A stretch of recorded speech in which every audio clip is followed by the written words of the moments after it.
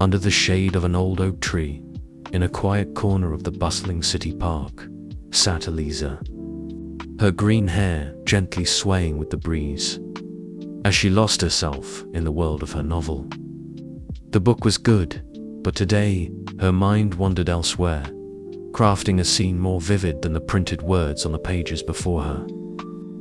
She imagined a young man with an easy smile and eyes that held stories of their own, walking up the gentle slope towards her. He would be dressed casually, perhaps in a simple white shirt and jeans, the kind that suggests comfort in one's own skin. In her mind, he moved with a purpose, yet there was a hesitance, a sweet uncertainty that made her heart flutter with anticipation. "Hello," he would say, his voice like a melody she hadn't known she was waiting to hear. "I couldn't help but notice you from across the park. I'm Alex." Eliza, in her fantasy, would look up, pushing her glasses up the bridge of her nose, a small, surprised smile playing on her lips. "Hi, I'm Eliza," she would respond, feeling an immediate spark, an electric curiosity about him.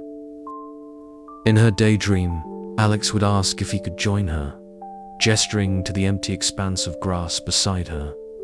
She would nod, her book now forgotten, as he sat down, not too close to invade her space, but near enough for her to catch the faint scent of his cologne, something woody and warm.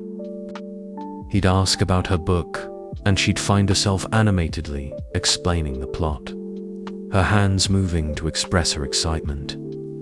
But what she was really thinking was how his eyes seemed to listen, how they crinkled at the corners when he laughed at her descriptions, how his attentiveness made her feel seen in a way she hadn't before. Eliza fantasized about the conversation flowing effortlessly, about shared interests in music, old films, and secret spots in the city. With each topic, they'd inch closer, not just physically, but in the sense of two souls recognizing each other. In this perfect, imagined moment, the sun would begin to set, casting golden hues over everything, making the scene almost unbearably romantic. Alex would say something like, "I didn't think I'd find such great company today," with a sincerity that made her heart do a little somersault. And as the fantasy unfolded, Eliza would think to herself, is it possible to fall for someone in an afternoon? The warmth spreading through her wasn't from the sun. It was from the possibility, the what if, of this charming stranger who, in her mind, had already begun to steal her heart with just an introduction. The sound of a dog barking nearby snapped her back to reality, her book still open on the same page. Eliza sighed, a smile lingering on her lips.